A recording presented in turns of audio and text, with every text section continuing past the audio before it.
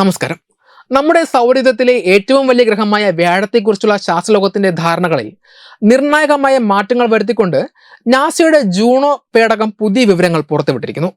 വ്യാഴം എത്രത്തോളം വലുതാണെന്ന് നമുക്കറിയാമെങ്കിലും മുൻപ് കരുതിയതിനേക്കാൾ അല്പം കൂടി ചെറുതാണ് ഈ ഭീമൻ ഗ്രഹം എന്നാണ് പുതിയ കണക്കുകൾ സൂചിപ്പിക്കുന്നത്.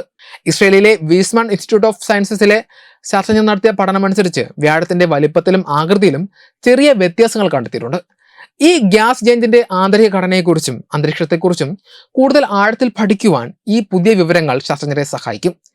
നാസയുടെ ജൂണോ പേടകം നൽകിയ വിവരങ്ങൾ പ്രകാരം വ്യാഴത്തിന്റെ മധ്യരേഖാ വ്യാസം ഏകദേശം 1,42,976 കിലോമീറ്ററാണ്.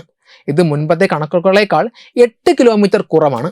അതുപോലെ തന്നെ ധ്രുവങ്ങൾ തമ്മിലുള്ള ദൂരം അഥവാ പോളർ ഡയമീറ്റർ 1,33,684 കിലോമീറ്റർ ആണെന്നും ഇത് മുൻപ് കരുതിയതിനേക്കാൾ 24 കിലോമീറ്റർ കുറവാണെന്നും ശാസ്ത്രജ്ഞർ കണ്ടെത്തി. ഭൂമിയെപ്പോലെ തന്നെ വ്യാഴം ഒരു പൂർണ്ണമായ ഗോളമല്ല, മറിച്ച് ധ്രുവപ്രദേശങ്ങളിൽ അല്പം പരന്ന ആകൃതിയുള്ളതാണ്. എന്നാൽ പുതിയ കണക്കുകൾ പ്രകാരം വ്യാഴം നാം കരുതിയതിനേക്കാൾ അല്പം കൂടി പരന്നതാണ്. വ്യാഴത്തിന്റെ മധ്യരേഖാ പ്രദേശം ധ്രുവപ്രദേശത്തേക്കാൾ 7% അധികം വലുതാണ്. താരതമ്യേന ഭൂമിയിൽ ഈ വ്യത്യാസം വെറും 0.33% മാത്രമാണ്. 1970കളിൽ വോയേജർ, പൈനിയർ എന്നീ പേടകങ്ങൾ നൽകിയ വിവരങ്ങളെ അടിസ്ഥാനമാക്കിയായിരുന്നു ഇതുവരെയുള്ള വ്യാഴത്തിന്റെ അളവുകൾ നിശ്ചയിച്ചിരുന്നത്.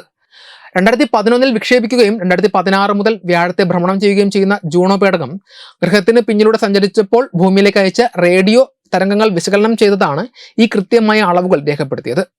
വ്യാഴത്തിന്റെ അന്തരീക്ഷത്തിലൂടെ കടന്നു പോകുമ്പോൾ റേഡിയോ സിഗ്നലുകൾക്ക് സംഭവിക്കുന്ന മാറ്റങ്ങൾ പഠനവിധേയമാക്കുന്നതിലൂടെ ഗ്രഹത്തിന്റെ സാന്ദ്രത, താപനില, അന്തരീക്ഷ ഘടന എന്നിവ മനസ്സിലാക്കാൻ സാധിച്ചു. തുടക്കത്തിൽ ജൂണോയുടെ പ്രധാന ദൗത്യത്തിൽ ഉൾപ്പെടാതിരുന്ന ഈ നിരീക്ഷണങ്ങൾ 2021 ദൗത്യം നീട്ടി നൽകിയതോടെയാണ് സാധ്യമായത്. സൗരയൂഥത്തിന്റെ രൂപീകരണത്തെക്കുറിച്ച് പഠിക്കുവാൻ വ്യാഴത്തെക്കുറിച്ചുള്ള അറിവ് അത്യന്താപേക്ഷിതമാണ്.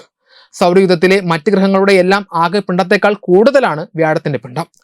1300 ഭൂമികളെ ഉൾക്കൊള്ളാൻ മാത്രം വലിപ്പമുള്ള ഈ ഗ്രഹം ഭൂരിഭാഗവും ഹൈഡ്രജനും ഹീലിയവും കൊണ്ടാണ് നിർമ്മിക്കപ്പെട്ടിരിക്കുന്നത്.